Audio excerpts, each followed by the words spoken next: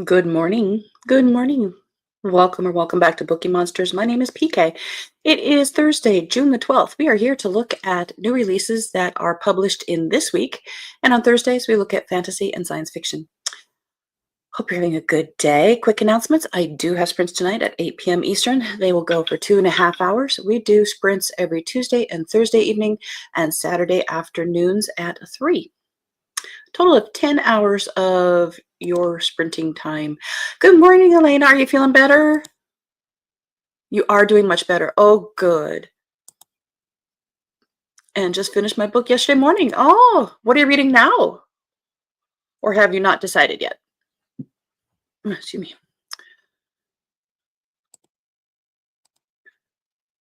All right. Here we go with science fiction and fantasy. Fantasy and science fiction.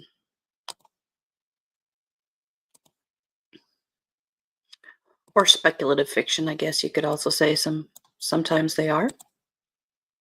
Dystopian. Good morning, Mary. Happy Thursday. Working at the library again and tomorrow too. Oh, filling in for some folks. Glad to hear you're feeling better, Elena. Absolutely. Well, that's very good of you, Mary. And it's nice to hang out at the library. Usually. All right, this is first up, A Most Puzzling Murder by Bianca Murray. Bianca. How do you solve a murder that hasn't happened yet?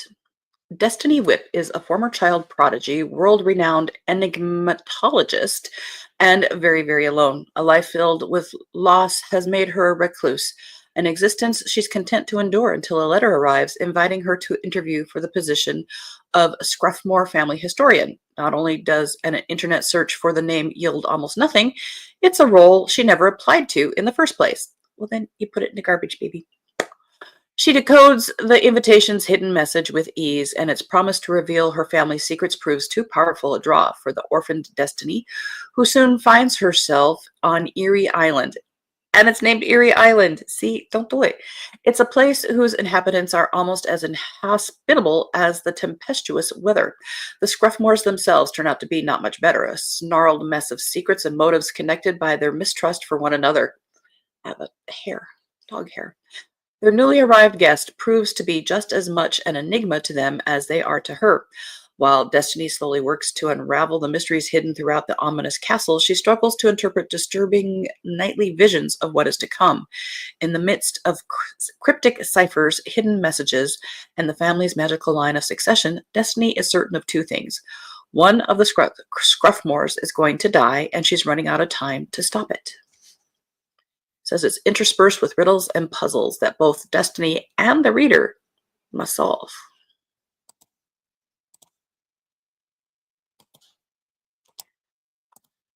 Kate Elliott has a new one. She's a name in fantasy. And this is the start of a new duology, it says. Good afternoon, Helen. How are you? How's it going over there?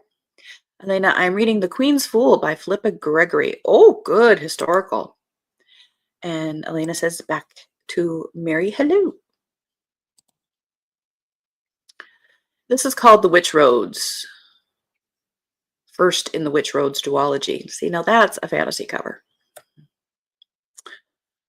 Status is hereditary, class is bestowed, trust must be earned. When an arrogant prince and his equally arrogant entourage get stuck in Orletter Halt as part of brutal political intrigue, competent and sunny deputy courier Ellen, once a child slave meant to shield noblemen from the poisonous Paul, is assigned to guide him through the hills to reach his destination. When she warns him not to enter the haunted spires, the prince doesn't heed her advice, and the man who emerges from the towers isn't the same man who entered. The journey that follows is fraught with danger. Can a group taught to ignore and despise the lower classes survive with a mere deputy courier as their guide?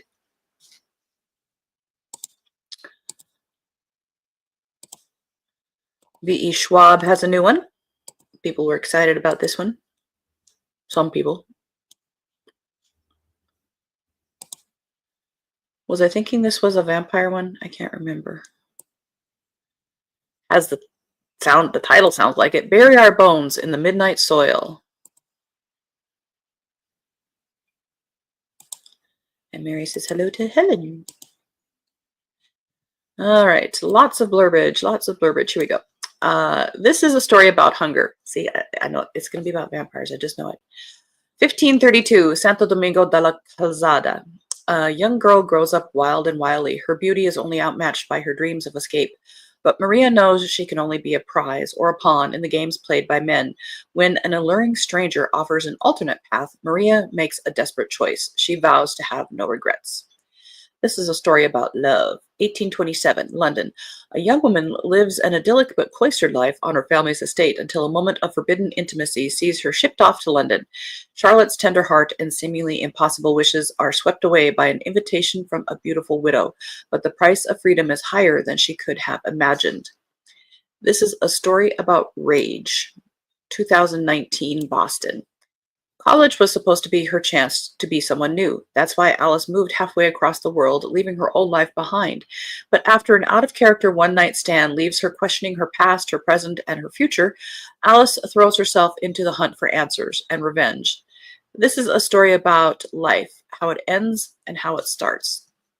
Doesn't say it. It doesn't say it. But I think it is. I think it's about vampires.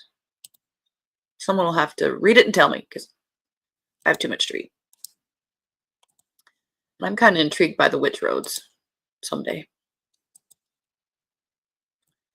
A Dance of Lies by Brittany Arena. Arena? I'm going to say Arena.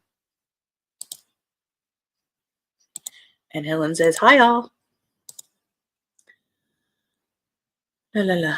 My protector's gone, revealed to be a monster, but I remind myself that I am not a damsel. I'm no princess bound within a tower. I am a shadow. Vasily Morin was once a dancer in King Ilian's court when he framed her for murder. Barely surviving her 2 years in the dungeons, she's suddenly called to face her king. He offers her a deal: become his spy at the 6-week royal gathering, and he'll grant her freedom. As Ilian's orders grow bloody and dangerous, forcing her to harm and betray those around her, Vasily discovers that the monster she serves may be aligned with a bigger monster, one far closer to home. With her world threatened, Vasily enlists the help of Ilian's brother and greatest adversary, the infamous King of the East. As the rivalry between brothers escalates, with Vasily caught in the middle, the horrifying truth of her past comes to light. If she wants to survive, she must decide who to trust, who to fight for, and how much of her soul she's willing to damn in the process.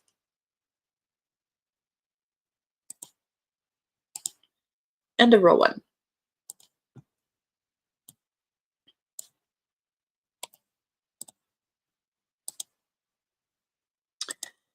Can You Take It? By Janine O'Reilly, 4th in the Infatuated Fae series.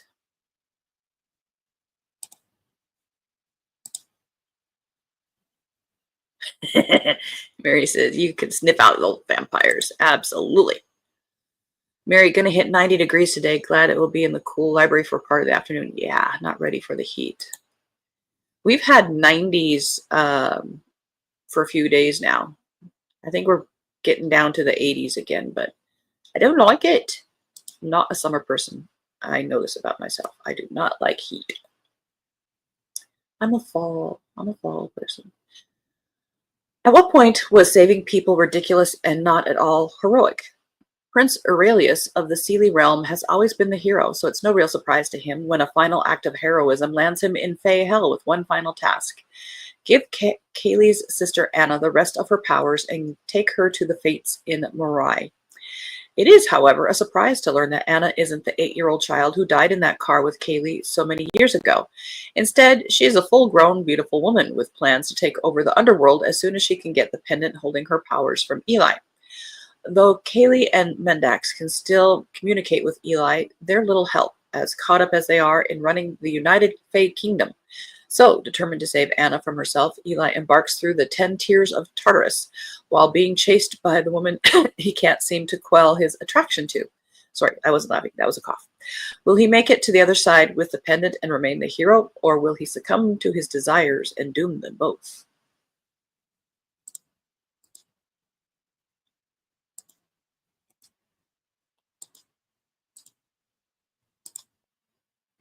Crown of Wings by Jennifer Chance.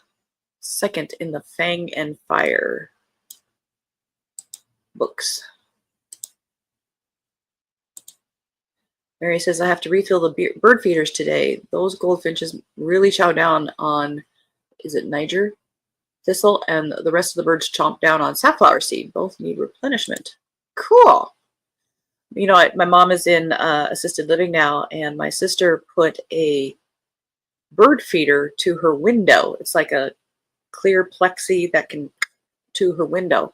She says she hasn't seen too many birds there yet. I thought that was a neat idea. Crown of Wings, Jennifer Chance. She was never meant to fight, and certainly never meant to win, but can she make the ultimate sacrifice to save them all? To avenge her brother's murder, Talia of the 10th entered the deadly tournament of gold in his place and actually won. Now, as the head of her own great house and bound to a massive magical div, she faces an even greater challenge, saving the protectorate from the dark, writhing evil streaming over their western borders. As if rescuing a realm wasn't complicated enough, Talia also finds herself caught between two powerful and exasperating allies. Fortis, the dangerous new Lord Protector, whose embrace of ancient magic could unleash something far worse than death, and Tenet, the arrogant, bullheaded warrior she was supposed to marry, and the last man she'd ever choose, probably. With darkness closing in, Talia must navigate ancient prophecies, deadly magic, extraordinary otherworld realms, unexpected alliances, and devastating betrayals until she's forced to make an impossible choice, risk everything she loves, or watch her world burn. For only the warrior willing to give up everything can wear the crown of wings.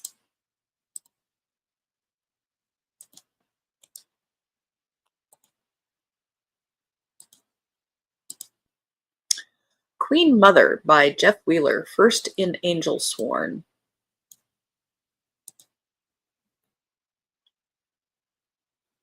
Deep in the mountains lies a valley with the secret to immortality, Clairvaux, where the Queen Mother reigns supreme.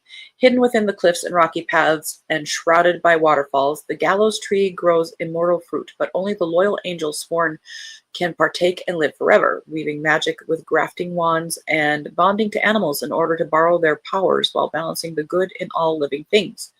But the idyllic hymns of angelic choirs shatter when death comes to Clairvaux. Bodies strewn and ravaged by claws whisper of a nameless evil threatening the angel sworn and all earthborn.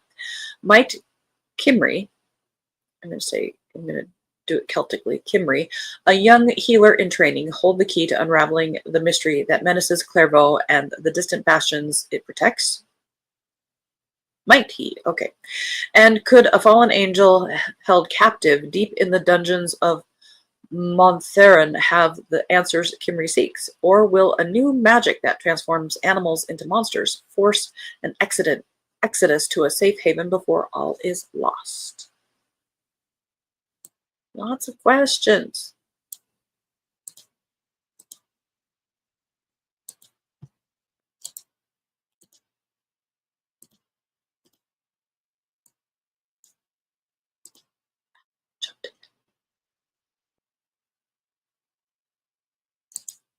Mary says, those are so fun. It may take the birds some time to find it, but once they do, safflower seed is good for songbirds, and squirrels don't like it. Oh, okay. Thank you. Otherwise, the squirrels are wanted regular seed. We have, I don't know what's over there. It's not too far from me, but there's not a whole lot of trees. Mary liked the cover of Crown of Wings. Yeah. You know, fantasy can do some good covers. Realm of Thieves by Karina Hall, first in the Thieves of Dragamore. For Brinla Eyre, crime and survival have always gone hand in hand, ever since she escaped the fanatical dragon-worshipping cult that controls her homeland. She's had to carve out a life doing the unthinkable, stealing dragon eggs. Egg theft is illegal and, in most cases, fatal. To breach a dragon's nest means a harrowing journey through the ancient wards spelled to keep the monstrous beasts confined. Dragons can't get out, and only those with a death wish can get in. Despite the risks, dragon eggs are highly coveted for their magic. An illegal trade flourishes under competing criminal empires, and Brinla's loyalty has always been to the highest bidder, until she finds herself kidnapped and blackmailed by Lord Andor, a formidable lieutenant of House Colbeck, and thrust into the dangerous political games of rivaling dynasties. Brynla and Andor clash at every turn, sparking heat in ways Brynla never felt before. But in a world that's prophesied to return to the dragons and rife with betrayal and secrets at every turn, how close to the flames is she willing to stand? Go all in, baby. Go all in. End of that road.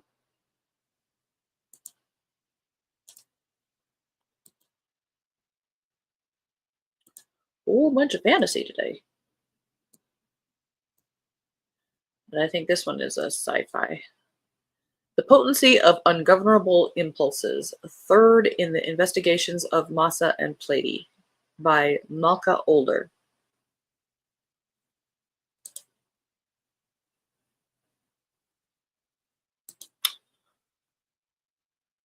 Let's see, this is a cozy space opera mystery series. When a former classmate begs Plady to help on behalf of her cousin, who's up for a prestigious academic position at a rival Jovian university, but has been accused of plagiarism on the eve of her defense, Plady agrees to investigate the matter, even if she has to do it without Massa, her partner, in more ways than one, even if she's still reeling from Massa's sudden isolation and bewildering rejection. Yet what appears to be a case of an attempted reputational smearing devolves into something decidedly more dangerous and possibly deadly.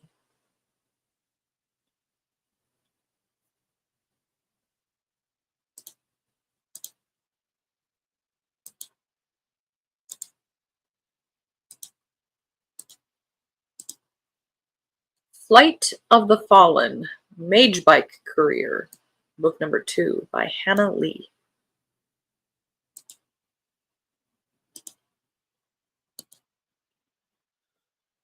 Mad Max inspired fantasy duology.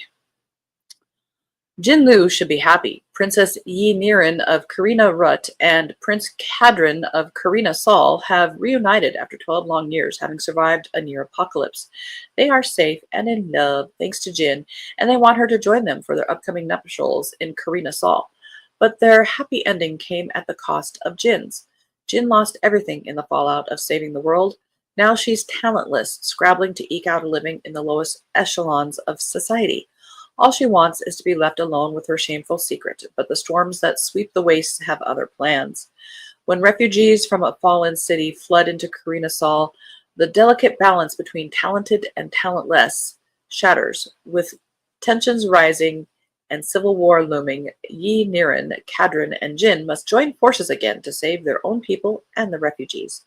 Now their salvation lies beyond the wastes, in the mythical home of the gods, the First City.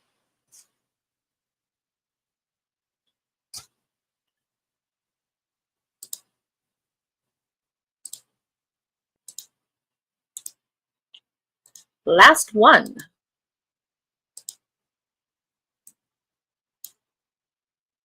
The Palace of Illusions by Rowena Miller. Mary says, can't much more dangerous than deadly. Yeah. Which is worse? Both. My knee.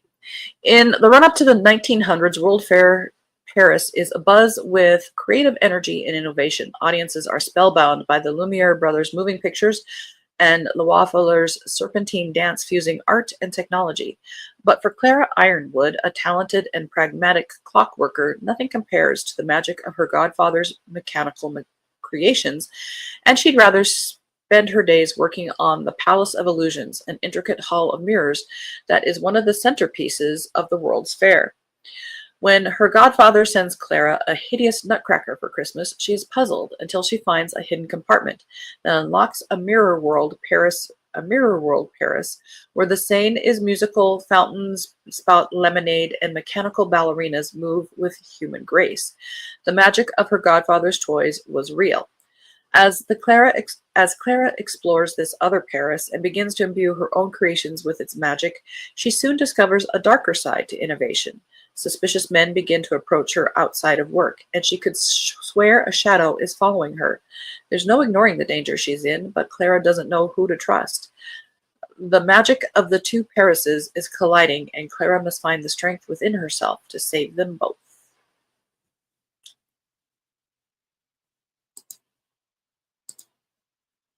All righty.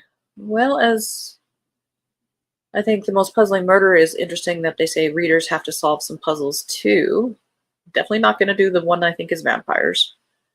I'm kind of intrigued by the Kate Elliott, the Witch Roads, but it's going to have to stand in line. Still have that romantasy kind of trending there. So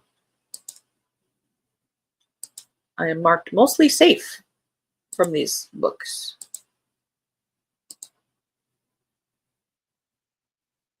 All righty. Well, that is all we have. So tomorrow is Friday, Freeform Friday, and we'll look at the rest of the Cozy Mysteries from Monday. And if there's anything else that catches my attention, maybe a listing that wasn't there before that might be in these other categories, or just things that kind of fall outside our regular categories of cozy mystery, crime fiction, romance, women's fiction, and so forth. So Mary says, I'm totally safe from them. Not my favorite genre. That's why there are so many genres. There's, horror, absolutely not my genre. And there are people who just, like watching horror movies. Not my thing. But they are for somebody. Elena says, see you tomorrow. Yes, I will see you tomorrow. Continue to get better. I hope you're going to be resting and so on. Continue on your good trajectory. Elena says, thanks for hosting. Absolutely. Thanks for being here, sweetie. All right. So again, I do have sprints tonight at 8 p.m. Eastern. They go for 2.5 hours. Bring your own book, work on a project, or be creative, or just close your eyes after a day and listen to the ambiance. Whatever it is that is your self-care, it is time carved out for your self-care because you got to do it. You got to do it for yourself. Mary says, thanks so much. Hope you have a great day as well as everyone else here. Have a good time at the library. Yes. Helen, have a good rest of your afternoon/evening. And Cajun, hope work is going better. Elena says, bye, Mary. All righty. Again, thank you very much. And as the banner says here, don't be a bookworm, be a bookie monster. Nom, nom, nom. Have a good day. God bless. Thank you. And Mary says, bye back to Elena.